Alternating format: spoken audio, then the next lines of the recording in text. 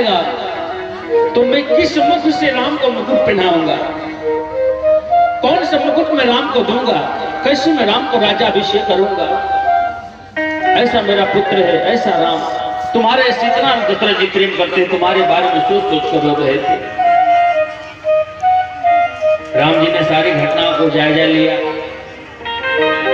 छोटे से बचपन की बात है राम जी को, क्योंकि राम दशरथ के बड़े पुत्र हैं और बड़े पुत्र पर ही परिवार का सबसे बड़ा दायित्व होता है।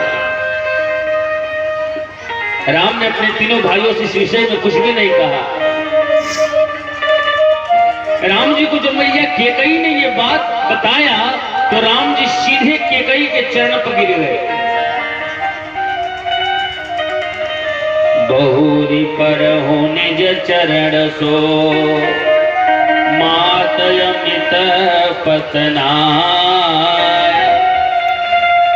दीत हो बड़े आयुष मुझे बोले कृपा निधान। माता के चरणों पर गिर गए। राम जी चरण छोड़ ही नहीं रहे। राम जी चरण केकई मैया के नहीं छोड़ रहे। केकई कहते पुत्र राम चरण छोड़ लो, बेटा उठो। भगवान कहते कि ना माँ चरण नहीं छोड़ूंगा। केकई कहती नहीं पुत्र छोड़ो। राम जी कहते मुझे वचन दो या मेरे सर पर हाथ रख के कसम खाओ माँ तुम्हें जो कहूंगा वो तुम करोगी। केकई कहती है कि मर जाऊं प्राण निकल जाए शपथ राम न पाओगी मेरे हृदय की प्रेम यश कैसे मैं तुझे उठाऊंगी। मर जाऊं बस यह हे राम मैं भले मर जाऊंगी लेकिन राम तुम्हारे सर पर हाथ रख कसम नहीं खाऊंगी। राम कहते कि ना मां मेरे सर पर हाथ रख के ये कसम लो कि मैं जो कहूंगा तुम करोगी। केकई के सामने बड़ी गंभीर प्रश्न है। आज राम की व्यवस्था को प्रेम को समझकर केकई भैया ने राम के सर पर हाथ रखा और कहा कि राम जो तू कहोगे मैं करने के लिए तैयार हूं, तुम्हारे सर की शपथ ले रही हूं। भगवान राम शरण से उठते हैं और केकई मैया से कहते हैं कि जब दे हो पीता मुझे राज तो काम तुझे करना है। बन कोय भेजन मत मुझे जग का कुछ काम भी करना है। हे मात जननी नित प्रेम की भार सो ऐसे काम बताना तो संसार की हो जाए पार नैया और प्रेम की हार न होए पर तो। हे मां जिस समय पिताजी मुझे राज्य अभिषेक करेंगे उस समय हे मां के गई तुम मेरे को वनवास मांग लेना। उस समय तुम मुझे को वन में जाने के लिए पिताजी से कहकर वो किसी भी तरह से मुझे वन भेज देना। मेरा राज्याभिषेक नहीं होना चाहिए। केकई के कुछ क्षण के लिए मूर्छा आ गया हो। केकई भैया कहते जानते हो राम तुम क्या कह रहे हो, राम तुम जानते हो क्या कह रहे हो। भगवान कहते कि हम जानते हैं। बोले राम जिस समय तुम्हारा राज्याभिषेक हो और उस समय तुझे वन मांगू मैं दशरथ जी से, जानते हो बेटा उस समय क्या होगा। भगवान राम कहते क्या होगा मां। तो केकई कहती है राम तुम्हारे वियोग में तुम्हारे पिताजी की मृत्यु हो जाएगी। राम तुम्हारे वियोग में तुम्हारे पिताजी की मृत्यु हो जाएगी, मैं विधवा हो जाऊंगी। अगर मैं ऐसा किया तो राम मैं विधवा हो जाऊंगी और एक स्त्री के लिए इससे बड़ा दुख का बात क्या हो सकता है। पुत्र मुझसे ऐसा नहीं होगा। भगवान राम कहते, माँ तूने मुझे वचन दिया है और मैं जाऊंगा तो संसार का कल्याण करूंगा। कैकेयी मैया दोनों हाथ राम जी के सामने जो कहती, पुत्र तुमने क्या कह दिया? चलो मैं विधवा बनने के लिए तैयार हूं, मुझे स्वीकार है, लेकिन मेरे साथ एक बहुत बड़ी और घटना होगी। भगवान ने पूछा, वो क्या? तो कैकेयी के दोनों नेत्र सजल हो जाते हैं, दोनों नेत्र में आंसू भर जाता है और कैकेयी कहती है, राम अगर मैंने ऐसा किया तो जीवन पर्यंत मेरा बेटा भरत मुझे कभी मां नहीं कहेगा,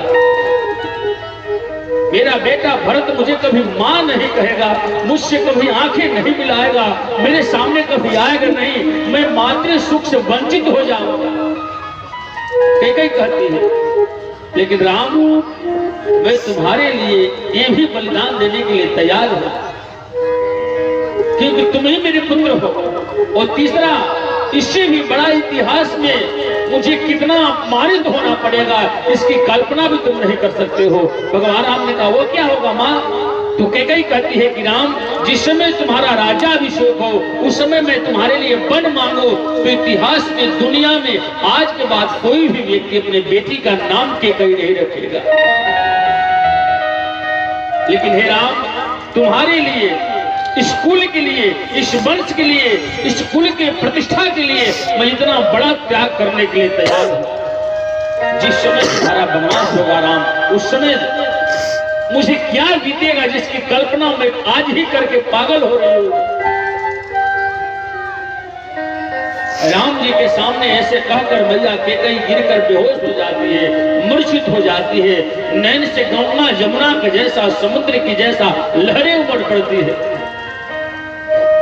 भगवान राम मैया कैकेयी को साहस देते हैं, हृदय से लगाते हैं और भगवान राम कहते हैं कि मांगहु मात प्रबल भरा, सहज हो जानहु प्रेम, अति पावन निज कर्म सो हो तो नहीं अब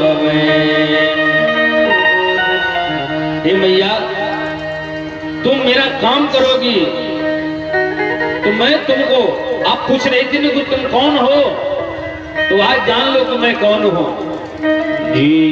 वही सकई चराचर आना, देव हो काम कृपा निधाना, एक हो ब्रह्म जगत आधारा, राम रूपयत प्रेम न पारा। हे मां, जिसे दिन रात लोग भजते हैं, जिन्हें लोग दिन रात याद करते हैं, मैं वही हूँ। चराचर जगत जिसकी करुणा दृष्टि से पल जाता है, जिसकी कृपा मात्र संसार का कल्याण होता है, वह ब्रह्म स्वरूप मैं राम हूँ।